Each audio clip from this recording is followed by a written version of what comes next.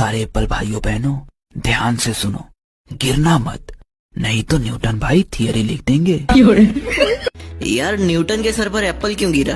काश नारियल गिरा होता तो वो फिजिक्स के लॉ ही नहीं दे पाता और हमारा फिजिक्स का आधा सिलेबस खत्म हो जाता। ऐसा आप लोगों ने भी कई बार बोला होगा, लेकिन पहली बात, एप्पल कभी न्यूटन के सर पर गिरा ही नहीं था।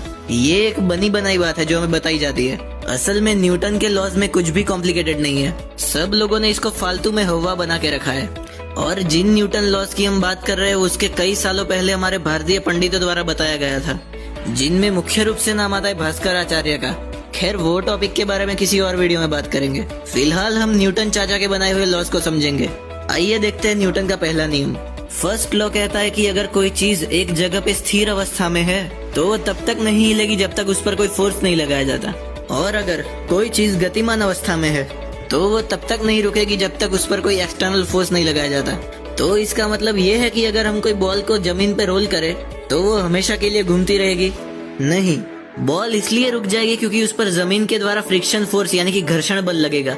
बॉल सिर्फ उस कंडीशन में इनफाइनाइट टाइम तक गतिमान रहेगी जब तक सरफेस पर फ्रिक्शन जीरो हो, और ऐसी सरफेस रियल लाइफ में एग्जिस्ट ही नहीं करती। वेगमान को दर्शाने के लिए इस लॉ में इक्वेशन दिया गया है P = m × v, जहाँ पर P यानी कि वेगमान, m यानी कि चीज का मास और v यानी कि उस चीज की वेलोसिटी। आइए देखते हैं न्यूटन का दूसरा नियम।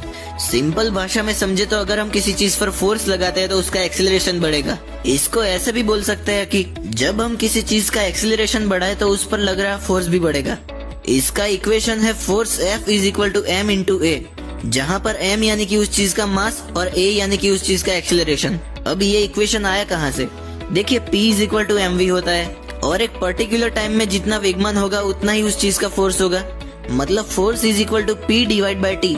लेकिन P = mv है तो P की जगह हम mv भी लिख सकते हैं, लेकिन यहाँ पर v/T एक्सीलरेशन हो जाएगा, इसलिए फाइनल इक्वेशन आएगा F = m × a। Third law कहता है कि अगर हम किसी चीज पर फोर्स लगाते हैं तो वो चीज भी हम पर उतना ही फोर्स लगाएगी, लेकिन दोनों फोर्सेस अपोजिट डायरेक्शन में होंगे। आपके मन में एक सवाल आया होगा कि अगर दोनों फोर्सेस सेम होंगे तो जब हम बॉल को लात मारते हैं तो बॉल क्यों बहुत दूर जाती है और हम वहीं पर खड़े रहते हैं? इसका जवाब है, उदाहरण के तौर पर अगर आपका मास 40 kg है और आपने 5 km/h की एक्सीलरेशन से 2 kg के बॉल को लात मारी तो वो बॉल पर करीब 100 km/h का एक्सीलरेशन लगेगा और F = ma होता है। इस वजह से आपका बॉल पर लगाया हुआ फोर्स 200 न्यूटन होगा और बॉल का भी आप पर लगाया हुआ फोर्स 200 न्यूटन होगा। सिंपल सी भाषा में आपका मास ज्यादा होने की वजह से आप वहीं पर ही खड़े रहेंगे।